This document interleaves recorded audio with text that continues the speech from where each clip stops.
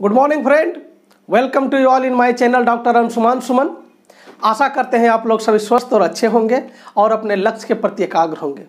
मित्रों, विश्व इतिहास के टॉपिक्स को पढ़ने के क्रम में हमको ऐसा लगा कि आपको कुछ टर्मिनोलॉजी, शब्दावली को जानना आवश्यक है और इस टर्मिनोलॉजी को समझे बिना कई सारी अवधारणाएं अस्पष्ट रह जाती है। इसलिए मैं आज आपके सामने शब्दावली लेकर आया हूं, जिसमें कि उदारवादी पढ़ेंगे, प्रतिक्रियावादी और अतिवादी पढ़ेंगे। इसके इमीडिएट वीडियो के बाद हम जो है साम्यवाद और समाजवाद में अंतर पढ़ेंगे। तब जो है आपको जब विश्व इतिहास के जो आगे का चैप्टर हम लोग पढ़ेंगे, टॉपिक्स पढ़ेंगे, उसमें बहुत ही मजा आएगा। क्योंकि जब आपकी अवधारणाएं स्पष्ट होता है, जब आप तथ्यों को भली भांति समझते हैं, तो चीज़ों को समझने में, याद करने में और उसको सिंक्रोनाइज करने में आपको काफ़ी मज़ा आता है। तो इसलिए मैंने आज जानबूझ करके आपके लिए इस तीनों टर्मिनोलॉजी को और इसके बाद अगला 2 टर्मिनोलॉजी को हम डिफाइन करेंगे। तो बहुत ही आसान भाषा में और बहुत ही कम समय में ये टॉपिक क्लियर होने वाला है। बहुत ही शांतिपूर्वक देखिए, मन में स्थिरता बना के बहुत ही आसानी से सीख पाएंगे। चलिए, सबसे पहले हम देखेंगे उदारवादी क्या होता है, व्हाट इज लिबरलिज्म। तो उदारवादी जो है आज की परिवेश में अगर उदारवादी की बात करें तो ये देखेंगे कि उदारवादी का जो सोच है आज भी पूरे विश्व में सबसे प्रतिष्ठित सोच है, अत्यंत प्रसिद्ध अवधारणा अभी भी वर्तमान में प्रासंगिक है। ठीक है, उसके बाद उदारवादी जो लोग होते हैं सबसे पहले क्या मानता है, वो मानता है कि मानव जो है, मनुष्य जो है ज्ञानी है, यानी विवेकशील है। इसीलिए जो कोई व्यक्ति यानी धरती पर जो भी जीव विवेकशील है, उसका कर्तव्य है कि अपनी विवेक, अपने गुण, अपने कर्म के आधार पर लोगों की अर्थात मानव की भलाई करना। यही मानववाद उदारवाद में ये तथ्य क्या है, शामिल है। तो सबसे आप लोग पहले देखें एक टर्म को कि विवेकशील प्राणी मानता है मनुष्य को।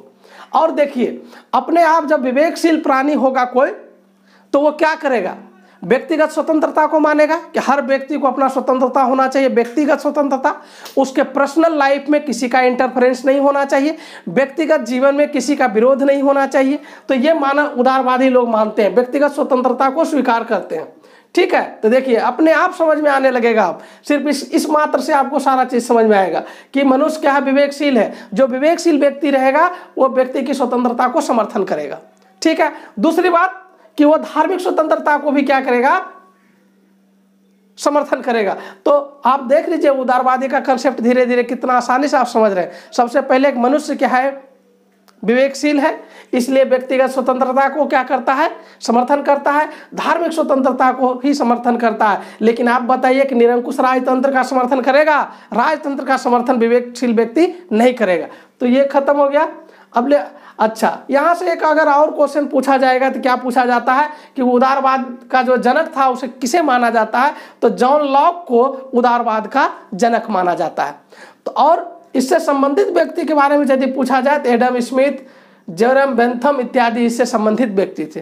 तो हमको लगता है उदारवाद को समझने में आपको कोई तकलीफ नहीं हुआ होगा। आप सिर्फ ये जान गए कि मनुष्य विवेकशील है, तो स्वाभाविक बात है व्यक्तिगत स्वतंत्रता, धार्मिक स्वतंत्रता का पक्षधर रहेगा, लेकिन राजतंत्र, निरंकुश राजतंत्र का पक्षधर नहीं रहेगा। ये है इसका कंसेप्ट उदारवादी का।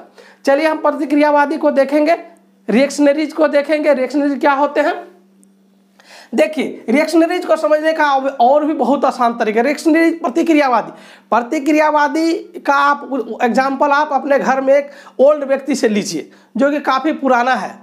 तो जब ओल्ड व्यक्ति से आप कोई भी अवधारणा पूछिएगा, वो जब बात करने के लिए कहिएगा तो वो बोलेगा कि पुराना चीज़ ही सही था, यानी पुराना जो सामाजिक व्यवस्था था, पुराना जो रहन सहन का व्यवस्था था, जो पुराना अन्य कोई व्यवस्था समाज में राजनीतिक ढंग से ढांचागत व्यवस्था था, वो सबको स्वीकार करता है और नए वाले को स्वीकार करने में उसको आनाकानी होता है, थोड़ा वो स्वीकार नहीं करना चाहता है।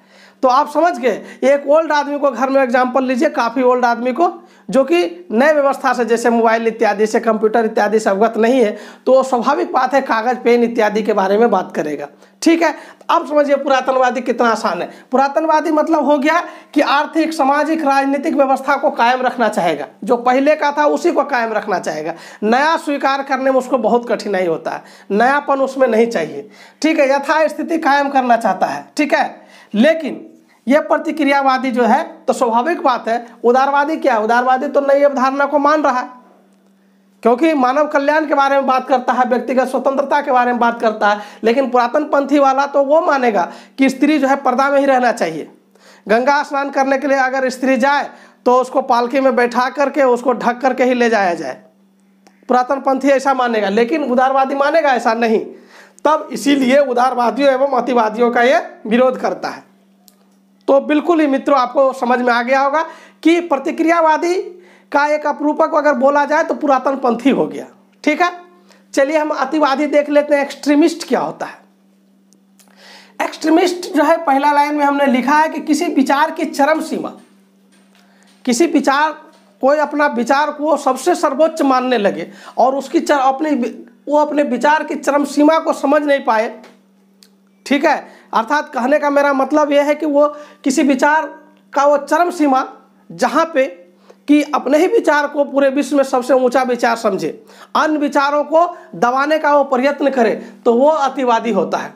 यानी कि अपने विचार को दुनिया पर वो थोपना चाहता है, और अगर कोई व्यक्ति उसके विचार को अगर विरोध करता है तो उसको हिंसा से दबाने का भी प्रयत्न जो है अतिवादी लोग करते हैं। तो इसका साफ मतलब हुआ कि अतिवादी लोग हिंसक भी होते हैं, क्योंकि अपने विचारों के विरुद्ध किसी को टिकने देना नहीं चाहता है और किसी भी सूरत में अपना ही विचार सर्वोपरि सबके ऊपर मानता है।